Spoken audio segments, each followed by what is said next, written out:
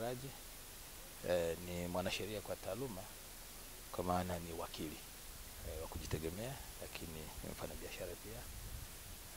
Ni kada wa CCM katika nchi yetu, lakini pia katika wilaya yetu ya Ubungo na hasa jimbo la Kibamba.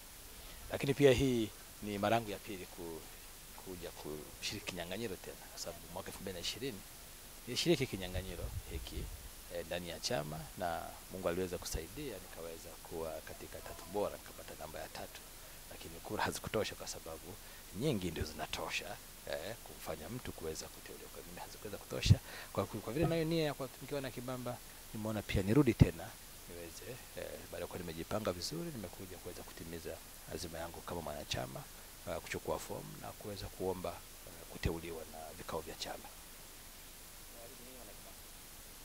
Wanakibamba kwanza nawaahidi kuwatumikia. Tunaahidi kuwatumikia kama mtumishi wao na sio kiongozi. Na hili niliweke wazi kwamba nafasi za kisiasa hizi ambazo tunakuja kuziomba, ni vizuri tukajua sisi makada kwamba ubunge, udiwani sio uongozi, bali ni utumishi. Na ni utumishi wa uwakilishi.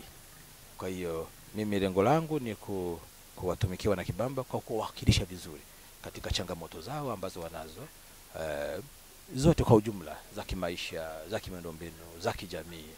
Hiyo ni kazi kubwa sana kuweza kuwasemea Wanakibamba, kuweza kuhangaika na Wanakibamba kuhakikisha kwamba malengo yaliyowekwa na serikali, lakini pia malengo yangu kama mbunge wao yaweze kutimia, na malengo yao yaweze kutimia, hatimaye tuweze kupata Kibamba ambayo kwa kweli inafanana na chama chetu kadiri hadhi yake jinsi ilivyo.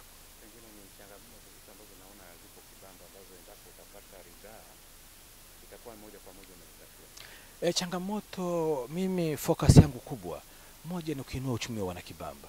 Kuinua uchumi kwa kuhakikisha kwamba nikiweza kufanikiwa kama mbunge, lakini pia kwa kuwa naingia kwenye baraza la madiwani la halmashauri ambako ndo budget inaanza kuchakatwa na kuandaliwa, ni kuhakikisha vipaumbele kwanza vya kiuchumi vya Kibamba, kwa maana ya wananchi, kuhakikisha kwamba tunawawezesha katika nyanja za kiuchumi kuweza kujiajiri vizuri, kuwa na mifumo ya ujasiriamali mizuri sana, masoko mazuri ya kisasa, vijana, kina mama, kina baba kuweza kujiajiri, lakini pia kufungua milango ya kibiashara ya kisasa, kwa sababu Kibamba ndio jimbo la kwanza ambalo ukitoka katika nchi zote za Afrika Mashariki na Kati ndio lango kuu la kuingilia katika jiji la Dar es Salaam ambalo ni jiji la kibiashara.